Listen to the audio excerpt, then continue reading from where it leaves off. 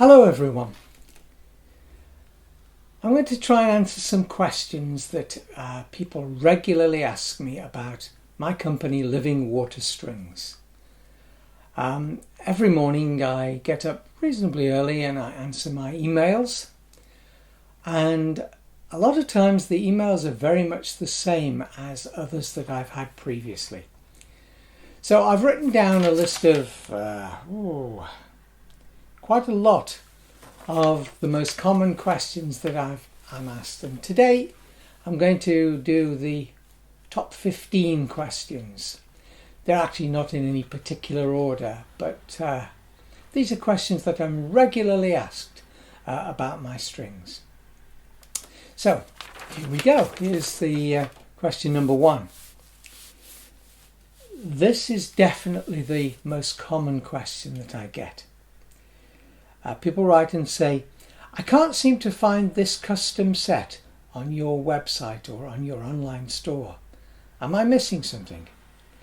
Well, yes, you are missing something. All my custom strings, whatever you order in the way of custom strings, that is to say, not the 8 strings that I sell, 8 sets of strings that I sell on my website, any custom sets are ordered by email. If you want any other strings to go with them, any of the regular strings, let's say you wanted a set of these soprano regular strings. If you want that as well as a set of custom strings, you order by email.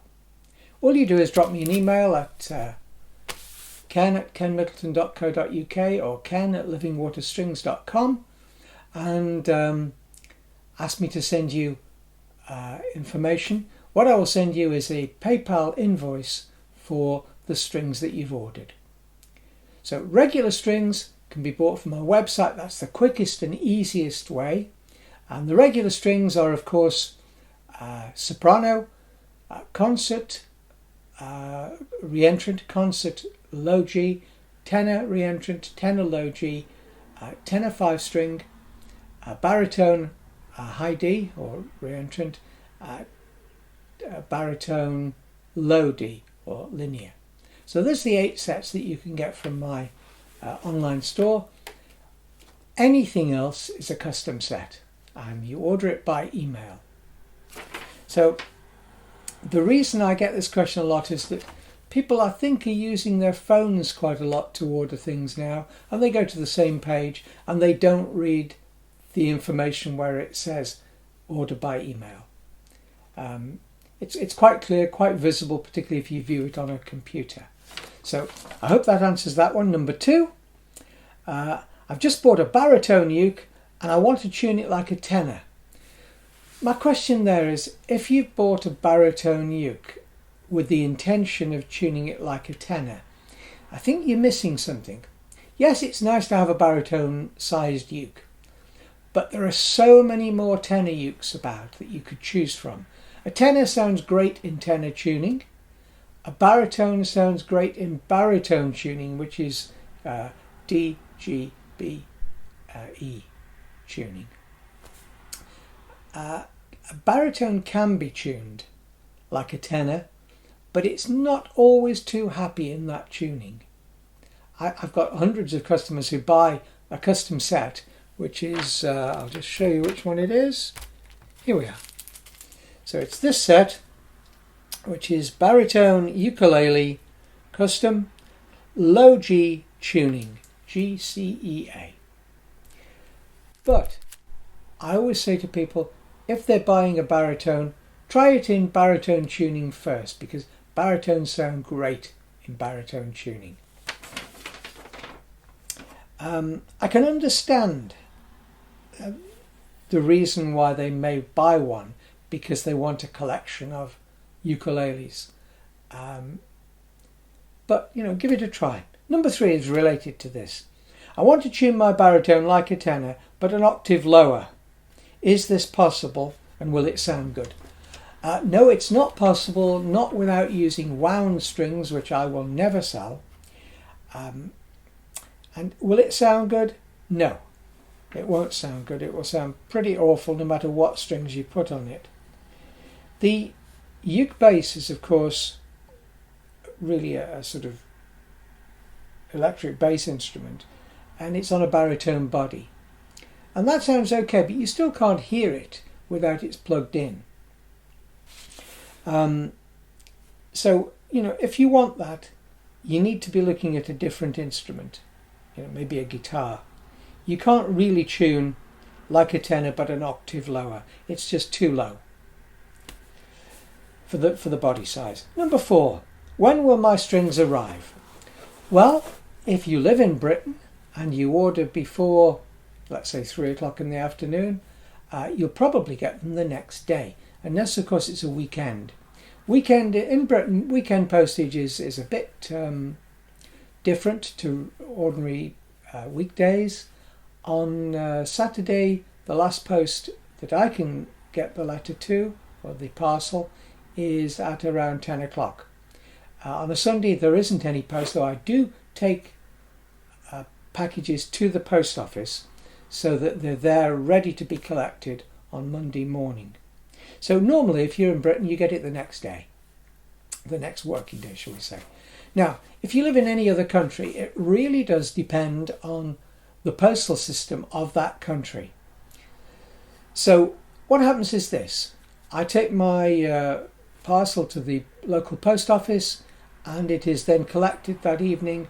By the following evening, it's on a flight to somewhere, wherever the person who ordered it lives. Now, let's say it's going to Atlanta, which is a major hub in the United States.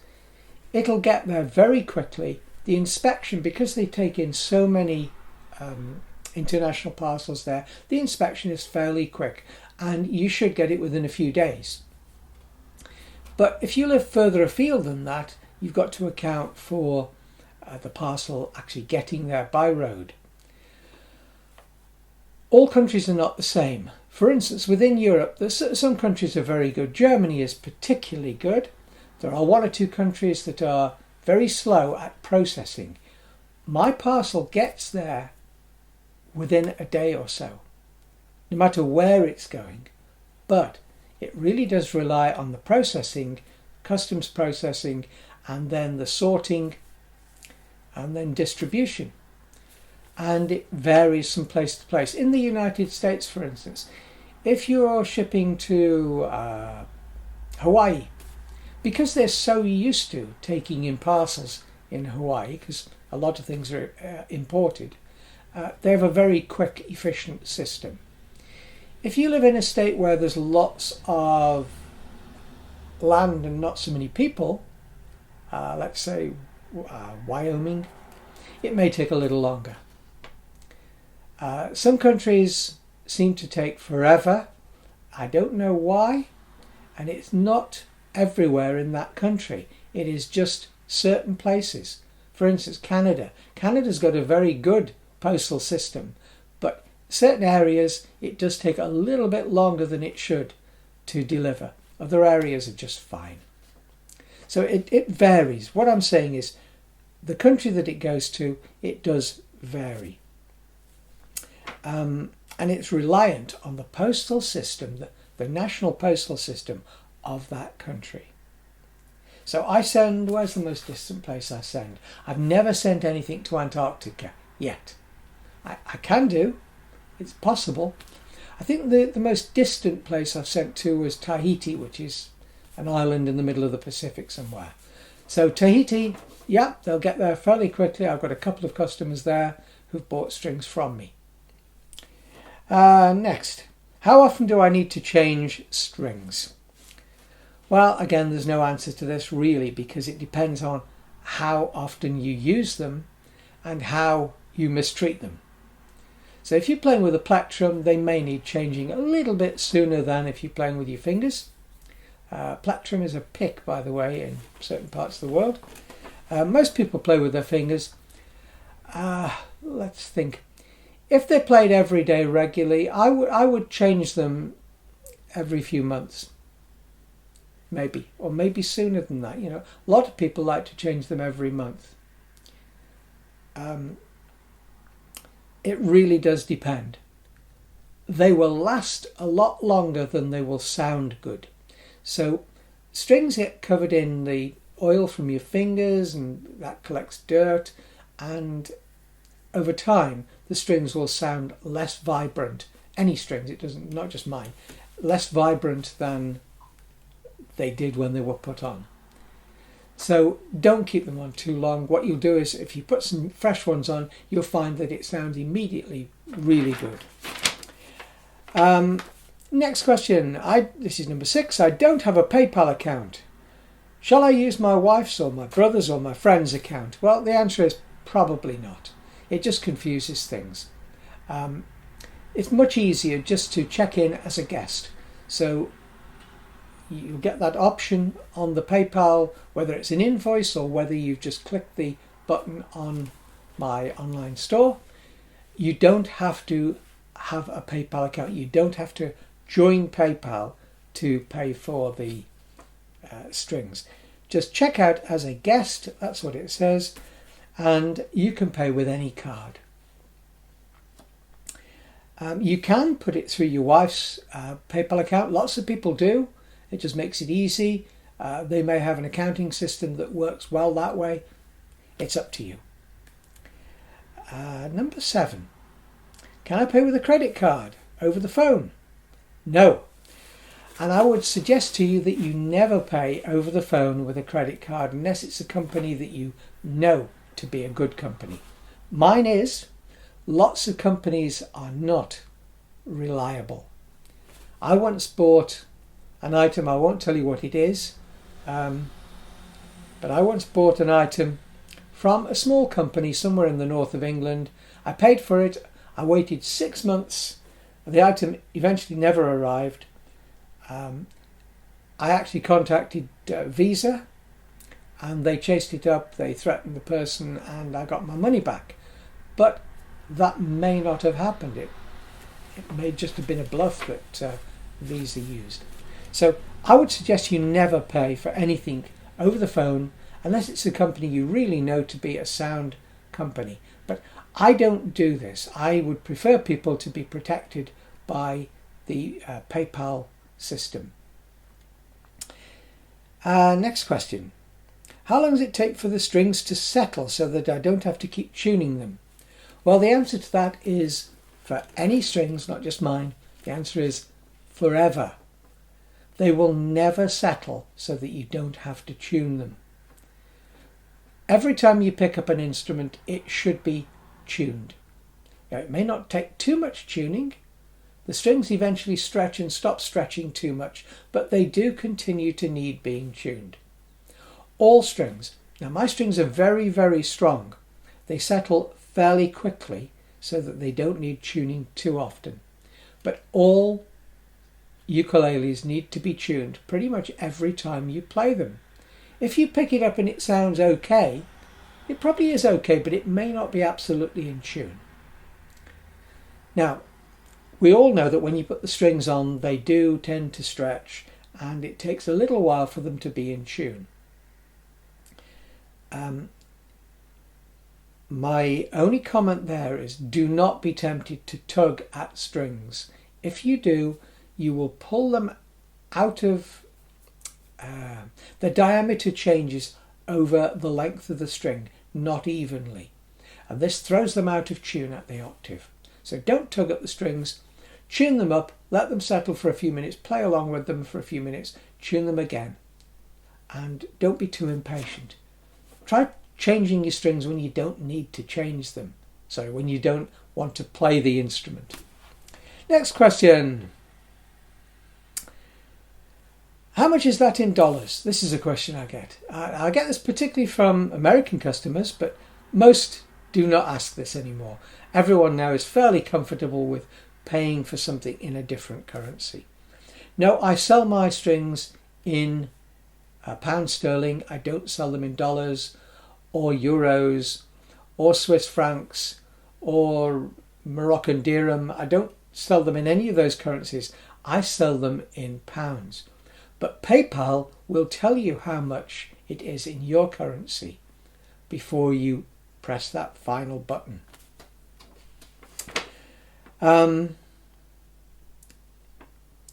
Next question. Oh, and by the way, if you want to find out how much it costs in, let's say, dollars, all you have to do is just ask Google or ask one of the computer voice things. I'm not going to say the name, because if I say the name beginning with A, it will start speaking back at me.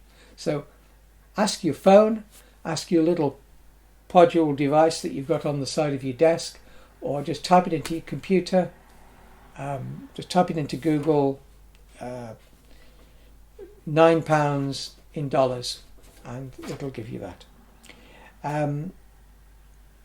Can you describe the difference in sound between your strings and, I'm going to mention one brand, and it's I think the top selling brand, excellent strings, Aquila, or Aquila as it should be pronounced. Not Aquila. Never, ever, ever, ever pronounced Aquila. It's an Italian name, and it's Aquila. Aquila means eagle. And so the difference in my strings and those strings is that they're made from different materials. They sound different. But you can't really describe that sound in words. You need to listen, you need to play them, see which ones you prefer. There are some brands of strings, mine and Aquila are not amongst these, which are made from cheaper materials. I obviously can't name these strings, but be aware that they're out there, and they don't sound as good. They just sound a bit off. But any reputable make should be okay. My strings are fine, but I cannot describe the difference between my strings and any other brand. Aquila strings are made from a patent, I think it's patented, but a material that Mimo, the owner, has put together himself, and it's only Aquila are allowed to use that material. Next, number 11. Did I send you my address? Well, the answer is yes. If you've bought strings from me, from my online store, you will have provided an address. Now be aware that if it's your PayPal address, just check that it's the same address as the address that you're living in at the moment. A lot of people have, people have done some very odd things. When they move to a different place, they don't change the address. Be aware that PayPal is a financial institution, and you have to provide the information for them. They don't know that you've moved address. They don't know you've moved to another country. They don't know that you've written Taiwan instead of Japan that you meant to write. Yes, that's actually happened. Someone has given me the wrong country. But, and then blame me for not sending it to the right place. However, and that's happened more than once. Only one person's actually tried to blame me for it though. So make sure that your PayPal account, if you have one, has got the correct address in it. And you cannot actually purchase the strings without giving your address. Number 12, nearly finished.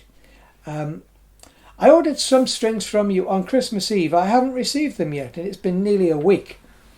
Well, if you live in England, you should have got them by now. If you live anywhere else, no, it's not realistic. During the Christmas period, in most countries, the post slows down. It slows down to a standstill in some cases. And over Christmas time, very little is actually delivered. So if you ordered something on Christmas Eve, the chances are it didn't go anywhere on Christmas Eve. Or maybe it went to a sorting office somewhere, but then it stayed still for a few days. And because the post is so large, people do not expect a fast postal system during Christmas. So my answer to you is be patient. Don't buy strings when you need them, buy them before you need them. That's the safe way. And I must say that the vast majority of my customers do exactly that. They buy them in advance Some people buy lots of them, other people buy them one at a time. Bear in mind that you only pay one lot of postage. Even if you buy 100 sets of strings, you only pay postage for one set of strings. So it is cheaper to buy them in bulk, but other people like to buy just one or two sets at a time. Next question, number 13 is connected with that. Do I have to pay postage for each set of strings? No, unless you order them separately. If you order one set of strings, then immediately order another. Yes, you'll pay 2 lots of postage. Unless, of course, you send me an email and say you've made a mistake, and I will refund one of those postages for you. Happily do that. There are some people who live in countries where they have to pay tax.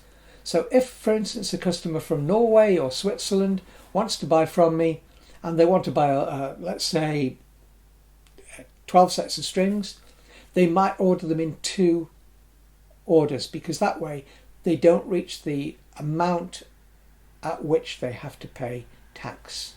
I don't know what that is, but many of my customers from those 2 countries actually do that. 2 more questions. I have a banjo uke. Do I use tenor strings on it? Well, the answer to that is it depends what the scale length is. Banjo ukes do not have to have separate special strings. My strings are plenty long enough to be able to tie them at the end, whatever the system is. But if you've got a banjo uke with a tenor scale, that is the fingerboard is tenor sized, then you use tenor strings on it, or that would be the one that I would recommend. Some people do like to use different sizes of strings, but most people just go with my standard sets.